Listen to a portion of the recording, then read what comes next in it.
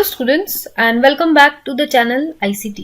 आज हम directorate of education की वर्कशीट नंबर 25 डिस्कस करेंगे, जो कि 30 दिसंबर यानी वेंसडे की वर्कशीट है और आज की वर्कशीट का सब्जेक्ट है साइंस। तो बच्चों, ये वर्कशीट क्लास 6 के लिए है।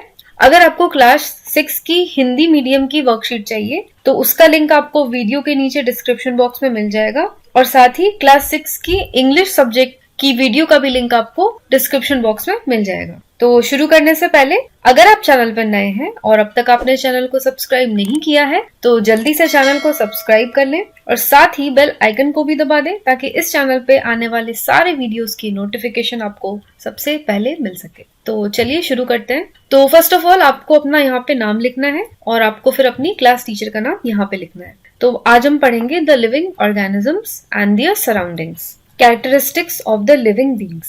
Is food the need of all living beings? क्या खाना हर living being यानी हर जो जीवित प्राणी है, क्या उनके लिए खाना जरूरी है? To ensure proper energy for growth of an organism, they need to have food. The same energy is needed to perform the other life processes in them. Plants also make their food through the process of photosynthesis. तो बच्चों, हर एक चीज जिसमें जीवन है उसके लिए food बहुत जरूरी है, क्योंकि फूड जो है वो उन्हें एनर्जी देता है, जो एनर्जी उनके ग्रोथ में यानी कि उनको बढ़ने में मदद करती है। तो यही एनर्जी जो है वो बाकी की जो उनके लाइफ की जो एक्टिविटीज है उनको परफॉर्म करने में भी मदद करती है। तो जहां हम देखते हैं प्लांट्स, तो प्लांट्स भी अपना खाना खुद ही बनाते हैं। किस प्रोसेस से? फोटोसिंथेसिस से। Have you observed how the living organisms grow? क्या आपने कभी ये ऑब्जर्व किया है कि लिविंग ऑर्गेनिजम्स कैसे बढ़ते हैं? All living organisms grow in size day by day. Growth happens in the form of change in shapes and size of living organisms. तो जो लिविंग ऑर्गेनिजम्स हैं वो हर दिन बढ़ते हैं डे बाय डे, और ये जो ग्रोथ है वो कैसे दिखाई देती है? उनके शेप्स और साइज में जो चेंजेस आते हैं उससे वो ग्रोथ दिखाई देती है। जैसे फॉर एग्जांपल यहाँ पे प्लांट का दिया है। प्लांट का हम कोई बीज लगाते हैं, उसमें छोटा सा फिर एक पौधा निकलता है, फिर वो थोड़ा और बड़ा होता है, फिर वो थोड़ा और बड़ा होता है और एक दिन बड़ा हो करके वो एक पेड़ बन जाता है। Is respiration a common factor in all living things? Respiration होती है सांस लेने की प्रक्रिया। तो क्या ये हर लिविंग बींग्स में कॉमन है, यानी हर एक लिविंग बींग्स क्या सांस लेते हैं? Respiration is necessary for all living organisms to survive. Respiration हर एक जो जीवित चीज है उसके लिए सर्वाइव करने के लिए बहुत जरूरी है। It is the process through which their body gains energy from the food they take. Some animals do have different mechanisms for exchange of gases. तो रेस्पिरेशन प्रोसेस जो है वो बहुत जरूरी है, क्योंकि इसी प्रोसेस से जो लिविंग ऑर्गेनिजम्स है वो एनर्जी पाते हैं।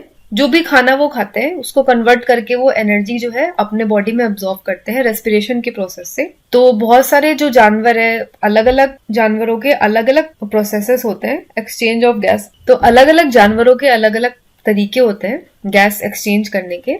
For example, earthworms breathe through their skin.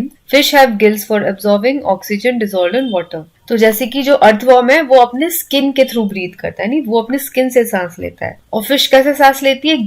Gill से सांस लेती है और पानी में मिला हुआ ही जो ऑक्सीजन होता है डिजोल्व इन वाटर, उससे ही वो सांस लेती है। As for plants, they make the use of their leaves for exchange of gases. Their leaves contain tiny pores through which they release oxygen and use carbon dioxide. तो जो plants हैं वो कैसे लेते हैं? उनके लीव्स पे जो छोटे छोटे पोर्स यानी छोटे छोटे छेद से होते हैं जिसके थ्रू वो ऑक्सीजन को बाहर निकालते हैं और कार्बन डाइऑक्साइड को अंदर लेते हैं। तो चलिए अब क्वेश्चन आंसर्स देखेंगे। Let's exercise. Right the type of food the following animals eat. तो ये जो कुछ जानवरों के जो नीचे चित्र दिए गए हैं, आपको बताना है कि ये जो है जानवर वो क्या क्या खाना खाते हैं। तो पहले बिल्ली की फोटो यानी कैट। तो कैट क्या क्या खाती है? मीट खाती है, होल ग्रेन यानी साबुत अनाज खाती है और वेजिटेबल भी खाती है। फिर उसके बाद है एंट यानी चींटी। चींटी क्या खाती है? शुगर यानी चीनी। सैप ऑफ प्लांट यानी प्लांट्स का जो रस होता है वो खाती है। और इंसेक्ट एग, छोटे छोटे जो इंसेक्ट्स होते हैं उनके एग्स को भी खाती है। फिर है डियर यानी हिरन। ये क्या खाता है? ग्रास, लीव्स और फ्रूट्स यानी घास खाता है, पत्ते खाता है और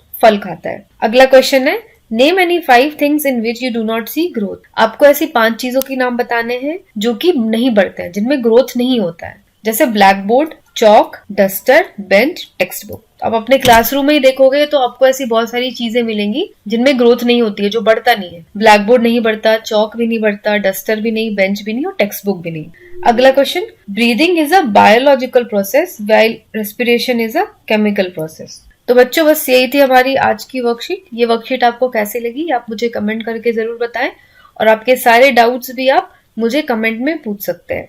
तो अगर ये वीडियो पसंद आई हो तो लाइक बटन को जरूर दबाएं और साथ ही इस वीडियो को अपने सारे फ्रेंड्स के साथ जरूर शेयर करें। तो आज के लिए बस इतना ही। मैं मिलूंगी आपको अगली वर्कशीट के साथ। तब तक के लिए take care, stay safe and have a nice day.